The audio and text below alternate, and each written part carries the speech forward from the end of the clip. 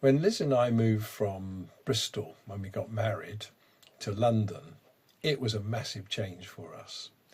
I left a council estate in Bristol and moved into a stately home almost, it felt like, at Spurgeon's College, although we were only in the servants' quarters in a little flat right up in the top. But for 3 years we lived there, and gradually we became accustomed to living in London, the capital, a world capital. It was a massive difference. But Abraham, when the call of God came to him in Ur of the Chaldees, left and adopted not a city life, but a camping life. Not because that was his preference, but because he was looking for something that he had seen in a vision. He had seen the city of God.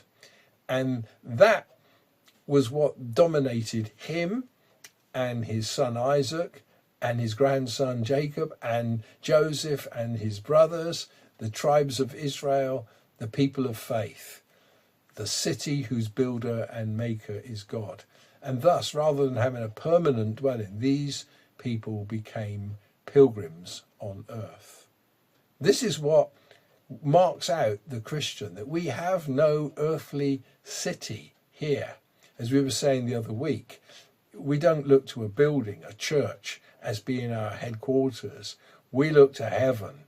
We have abandoned a hope in this present life, in this present world. And whatever we have, whether you're a homeowner or whether you are renting a property, wherever you live, it's temporary. You see yourself as a pilgrim people, a people on the move, a people with another destination.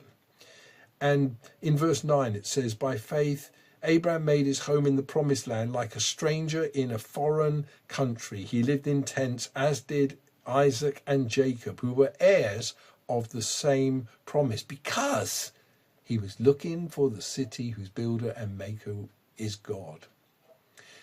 They weren't looking for a physical dwelling. Otherwise, the writer says, well, they could have moved back. They could have moved back to Ur. They could have gone home. But no, they'd left that forever.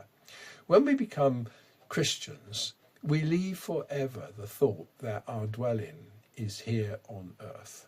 We look to the city of God. We look to the saints' everlasting rest, as Richard Baxter called it.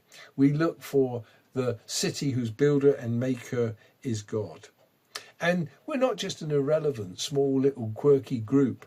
It tells us in verse 12 that Abraham trusted that from him, as one man, even though he was as good as dead, came descendants as numerous as the stars of the sky and countless as the sand of the seas. We won't see this probably during our lifetime. All these people were still living by faith when they died. We don't just have a living faith, we have a dying faith, a faith that takes us through death and takes us on, because we are thinking not of a country of our own here on earth, but we are thinking of the country which is a heavenly one. Verse 16, therefore God is not ashamed to be called their God, for he has prepared a city for them. Praise God.